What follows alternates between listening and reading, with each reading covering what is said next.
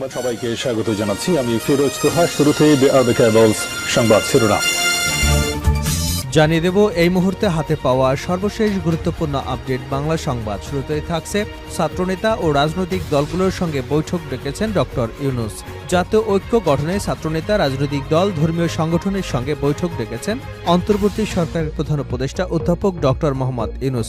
মঙ্গলবার বিকেলে রাজধানীর ফরেন সার্ভিস একাডেমিতে আয়োজিত এক সংবাদ সম্মেলনে প্রধান উপদেষ্টার প্রেস সচিব শফিকুল ইসলাম এ তথ্য নিশ্চিত করেছেন। এবারে জানাবো, ভারত সরকারের মদদে যুদ্ধ বাঁধানোর চক্রান্ত চলছে। ইসলামী আন্দোলন বাংলাদেশের মহাসচিব অধ্যক্ষ ইউনূস আহমেদ বলেছেন, ভারত স্বার্থে আঘাত লাগায় বাংলাদেশের উপর ক্ষেপে গেছে। বিগত ১৬ বছর ফ্যাসিস্ট হাসিনা ভারতের স্বার্থে সবকিছু করে দেশকে গিলে খাবার ক্ষেত্র তৈরি করে দিয়েছিল। দেশ আজ ভারতের বাহুমুক্ত হয়েছে। ভারতের ইচ্ছা এবং অভিপ্রায় এখন আর কিছু হচ্ছে না, তাই তাদের মাথা খারাপ হয়ে গেছে।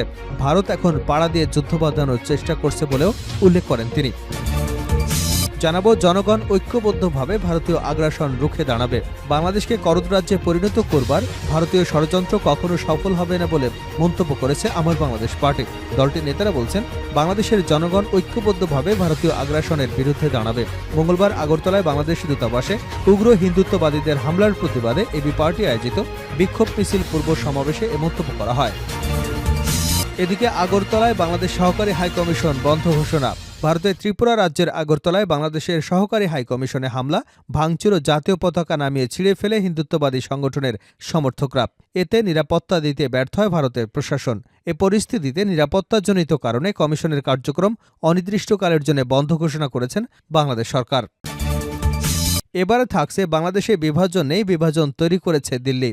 বাংলাদেশে বিভাজন রেখা তৈরি করেছে দিল্লি বলে মন্তব্য করেছেন বিএনপির জ্যেষ্ঠ যুগ্ম মহাসচিব অ্যাডভোকেট রুহুল কবির রিজভী।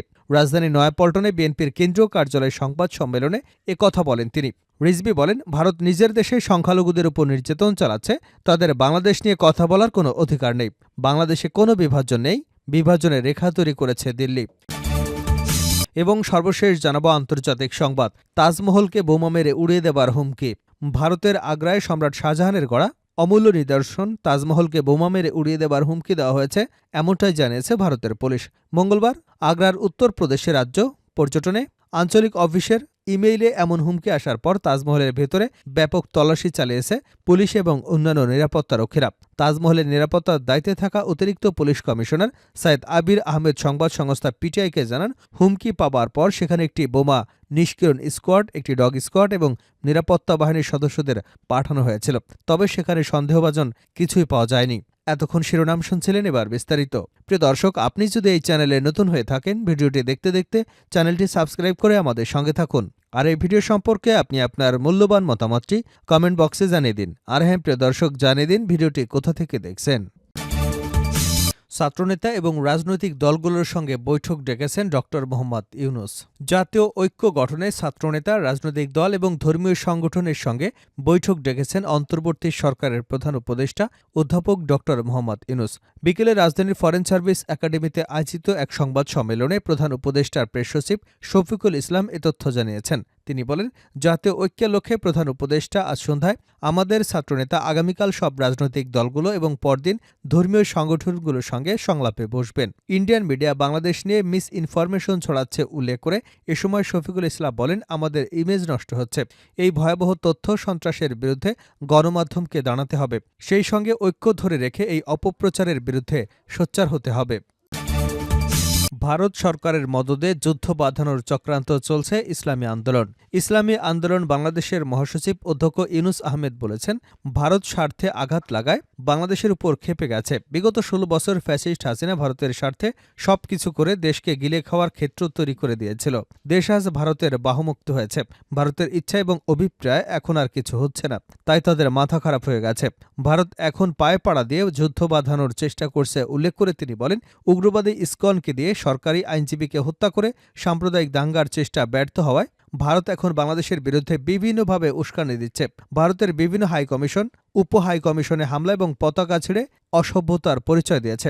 মঙ্গলবার বিকেলে ভারতের আগরতলায় বাংলাদেশ হাইকমিশনে হামলায় এবং বাংলাদেশ বিরোধী ভারতীয় উস্কানির প্রতিবাদে ইসলামী আন্দোলন বাংলাদেশ ঢাকা মহানগর উত্তর ও দক্ষিণের উদ্যোগে রাজধানীর বাইতুল মোকাররম উত্তর গেটে বিক্ষোভ মিছিল পূর্ব সমাবেশে এসব কথা বলেন তিনি। মাওলানা ইউনুস আহমেদ আন্তর্জাতিক আইন এবং ভিয়েনা কনভেনশনের প্রতি শ্রদ্ধা জানিয়ে ভারতের অবস্থানরত বাংলাদেশের সব কূটনৈতিক মিশন এবং কূটনৈতিকদের নিরাপত্তা বিধানের জন্য ভারত সরকারের প্রতি আহ্বান জানিয়েছেন। তিনি বলেন, মুসলমানদের হত্যা করে দেশে হিন্দু মুসলিম দাঙ্গা সৃষ্টি করে গৃহযুদ্ধ লাগাতে ষড়যন্ত্র করছে ভারত, কিন্তু মুসলমানরা অত্যন্ত ধৈর্যের পরিচয় দিয়েছে। জনগণ খেপে গেলে জালিমদের রক্ষা হবে না। সরকারি হাই কমিশনে এ ধরনের হামলা, পতাকা পুড়িয়ে ফেলা, কূটনৈতিকদের উপর আক্রমণের ঘটনাকে অনভিপ্রেত, অনাকাঙ্ক্ষিত এবং উস্কানি আখ্যা দিয়ে মাওলানা ইউনুস আহমেদ বলেন, বাংলাদেশের জাতীয় পতাকা এবং প্রধান উপদেষ্টার কুশপুত্তলিকা পোড়ানোর ঘটনা আন্তর্জাতিক আইন এবং কূটনৈতিক শিষ্টাচারের পরিপন্থী। অন্তর্বর্তীকালীন সরকারের উদ্দেশ্যে তিনি বলেন, ভারতীয় হাইকমিশনকে ডেকে তীব্র ক্ষোভ জানাতে হবে। নিরাপত্তা দিতে ব্যর্থ হলে ভারত থেকে সব দূতাবাস গুটিয়ে ফেলতে হবে। সংগঠনের ঢাকা মহানগর উত্তর সভাপতি প্রিন্সিপাল হাফেজ মাওলানা শেখ ফজলে বারী মাসুদের সভাপতিত্বে অনুষ্ঠানে বক্তব্য রাখেন আরও বেশ কয়েকজন। গাজী আতাউর রহমান বলেন, কলকাতার আগরতলায় ভারতের সরকারদলীয় উগ্রকর্মীরা বাংলাদেশ উপ হাই কমিশনে হামলা করে দেশে যুদ্ধ চাপিয়ে দিতে চাচ্ছে। বিগত ১৬ বছরে ভারতের অভিপ্রায়ে শেখ হাসিনা দেশ পরিচালনা করেছিল। হাসিনা জনতার আন্দোলনে দেশ ছেড়ে পালিয়ে গিয়ে ভারতে আশ্রয় নেয়। খুনি হাসিনাকে ভারতে আশ্রয় দিয়ে আন্তর্জাতিক অপরাধ করেছে। তিনি বলেন, প্রতিনিয়ত ভারতের মিডিয়াগুলো বাংলাদেশের বিরুদ্ধে উস্কানিমূলক নিউজ সম্প্রচার করছে। ভারত বাংলাদেশের বিরুদ্ধে যুদ্ধ ঘোষণা করেছে। আমরা ভারতকে ভয় করি না। এদেশে ১৬ কোটি যোদ্ধা ভারতের চক্রান্ত রুখে দিতে প্রস্তুত। ইসকন তাদের উগ্রবাদী সংগঠন।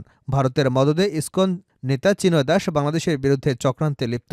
বাংলাদেশের পতাকার উপরে গেরুয়া পতাকা উত্তোলন করে রাষ্ট্রদ্রোহ কাজ করায় দেশের আদালতে তার নামে মামলা হয়েছে। সেজন্য চিন্ময়কে গ্রেপ্তার করা হলে ভারতের সংসদে বাংলাদেশের বিরুদ্ধে হুমকি ধমকি, এটা কিসের আলামত? মাওলানা মোহাম্মদ ইমতিয়াজ আলম বলেন, ভারত সরকার প্রকাশ্যে ইন্ধনে হাইকমিশনে হামলা হয়েছে। লাল সবুজের পতাকা ছিঁড়ে ফেলা হয়েছে, আগুনে পুড়িয়ে দেওয়া হয়েছে। ভারতে বাংলাদেশ হাইকমিশন, উপ হাইকমিশনের কূটনৈতিকরা নিরাপত্তাহীনতায় ভুগছেন। ভারত সরকারের মদদে প্রতিনিয়ত মসজিদ, মাদ্রাসা, মুসলমানদের দোকানপাট, বাড়িঘর পুড়িয়ে দিচ্ছে। মুসলমান হত্যা করে বর্বরোচ্চতার পরিচয় দিয়েছে। সেই ভারত এখন আমাদের সাম্প্রদায়িক সম্প্রীতির বয়ান দিচ্ছে। জনগণ ঐক্যবদ্ধভাবে ভারতীয় আগ্রাসন রুখে দেবে এবি পার্টি। বাংলাদেশকে করদরাজ্যে পরিণত করার ভারতীয় ষড়যন্ত্র কখনো সফল হবে না বলে মন্তব্য করেছে আমার বাংলাদেশ পার্টি।